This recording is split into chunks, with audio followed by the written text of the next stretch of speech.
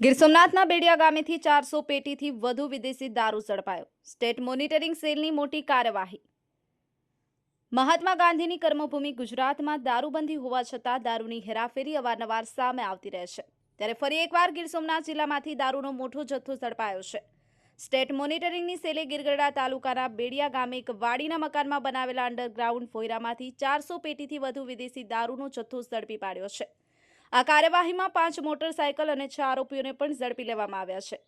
પ્રાપ્ત માહિતી અનુસાર સ્ટેટ મોનિટરિંગ સેલને બાતમી મળી હતી કે બેડિયા ગામમાં એક વાડીના મકાનમાં મોટા પ્રમાણમાં વિદેશી દારૂનો જથ્થો છુપાવવામાં આવ્યો છે. આ બાતમીના આધારે સ્ટેટ મોનિટરિંગની સેલની ટીમે દરોડો પાડ્યો હતો.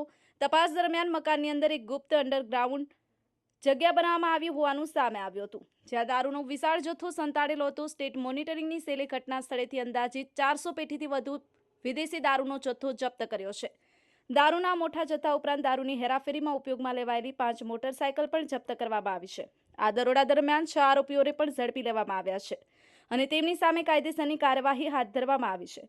આ ઘટના ગીર સોમનાથ જિલ્લા પોલીસની કામગીરી પર પણ સવાલો ઊભા કરે છે, કારણ કે આટલી મોટી માત્રામાં દારૂનો જથ્થો સ્થાનિક પોલીસની જાણ બહાર કેવી રીતે સંગ્રહિત કરવામાં આવ્યો હતો. સ્ટેટ મોનિટરિંગની સેલની આ કાર્યવાહીથી બુટલેગરોમાં ફફડાટ વ્યાપી ગયો છે અને રાજ્યમાં દારૂબંધીના કડક અમલવારીની જરૂરિયાત ફરી એકવાર સામે આવી છે. Harshad Vadher, the mirror news, Gir Somnath. Hi, હું છું ક્રુઝિન સિંઘાનિયા. આપની આસપાસના સત્ય સમાચાર જાણવા માટે જોતા રહો ધી મિરર ન્યૂઝ અને હા, લાઈક અને સબસ્ક્રાઇબ કરવાનું ભૂલતા નહીં. Thank you.